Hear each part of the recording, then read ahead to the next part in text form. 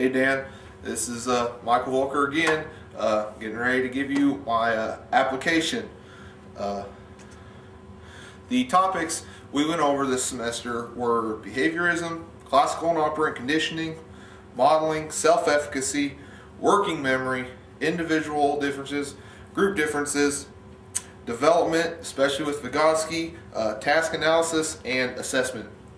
Today, I'll be talking about modeling, task analysis, and assessment.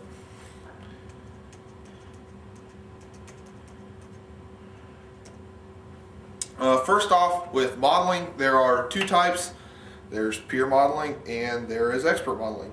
Peer modeling is using a peer to show you how to do something correctly, or in some cases incorrectly.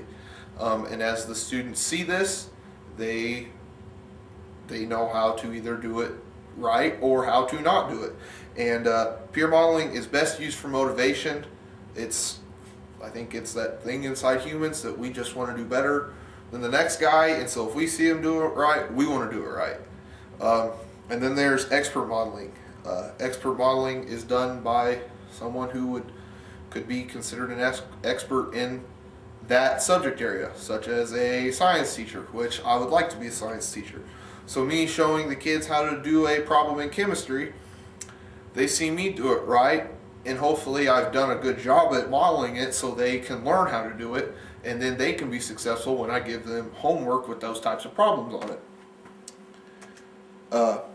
I'm connecting modeling to self-efficacy. Using both forms can be helpful. If a student with low self-efficacy in, say, social studies or science or something like that sees a student who they feel they're on the same page with as far as how they're doing in the class, if they see that student doing something correctly up in front of class, it's going to help motivate them to want to outdo that person. And competition in the classroom isn't a bad deal as long as kids are approaching it the right way. You know, you don't want kids cheating off each other because I just want to get a better grade with you. But if kids truly just, I need to work harder at this so I can do as good as my friend or a little better, you know, that's the kind of atmosphere you want to create in your classroom. And if they have that motivation and they do, their self-efficacy will start to rise.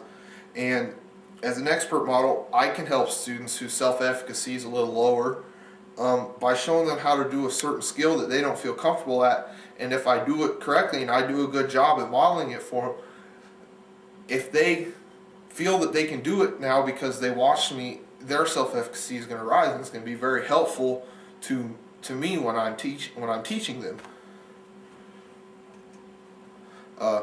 In the classroom, modeling, it's something that you have to use whether you like it or not. But in my classroom, you got to use a good mix of it. If you're introducing a new skill, I have to be the model most of the time, because I'm not going to pick a kid out who doesn't have any idea that knows how to do it to have them come up and be the model, because that would more than likely embarrass them, and I don't want to ever put a kid in that situation. So whenever introducing a new skill, first off, I have to be the model. Kids have to start to learn it, and then once we've worked with this skill for a while, I can start using peer models. And hopefully I choose a good variety of peer models so that most kids can connect with them in some way that it will motivate them to want to work a little harder at it, and, you know, get a better grade at it and do better and put in some more time and more effort into the skill that we're trying to master. And then my question is, growing up, who was the peer model that motivated you the most? And for me, it was one of my really good friends, Cassandra. We were basically all through elementary and junior high, we were basically the same as far as our abilities in the classroom. And whenever she could do something right, you know, I wanted to outdo her. I was never mean about it. I never cheated, and I just wanted to work a little harder because I wanted to do at least as good as her, because me and her were really good friends, and I didn't want her to be able to say that she got an A on a test and I got a B. I wanted to make sure I got an A. And so she was the peer model that really got me going all through high school. Next, we're going to talk about task analysis. Task analysis is the process of identifying the specific knowledge, behaviors, or cognitive processes necessary to master a particular subject area or skill. An example of this would be breaking a goal down into steps to make the goal more achievable. So if your goal is to make, if your goal is to get an A on a test, first you need to break down the test and figure out what you're good at on this test and what you're not good at. Because if you can identify your strengths, then you don't need to overstudy your strengths, and if you know your weaknesses, you can put more effort into that. And after you identify your strengths and weaknesses, then you need to come up with a plan of how can I make my weaknesses stronger and how can I make my strengths even stronger. And you go through that way, and then you make a study plan, and then you do that all the way leading up to the test, and then hopefully when you get to the test you achieve your goal of getting an A.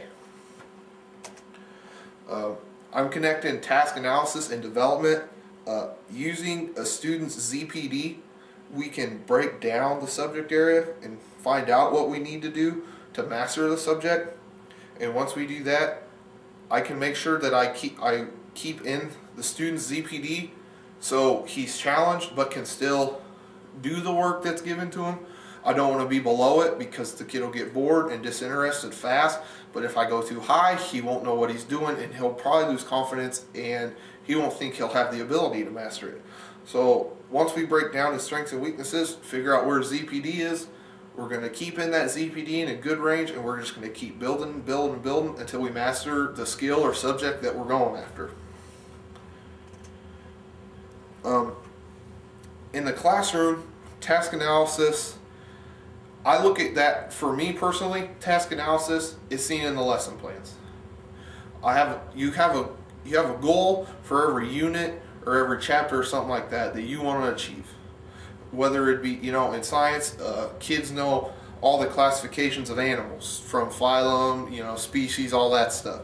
And so in order to do that, I have to break down my lesson plans each day into attainable goals. Now, I want my kids to be challenged. I'm not going to give them easy goals that are just, they can get without even trying really hard. But what I need to do is I gotta break it down and do a good job of identifying these steps. Then as we go along, the kids that are having trouble at it, I gotta make sure I give them some extra help. The kids that are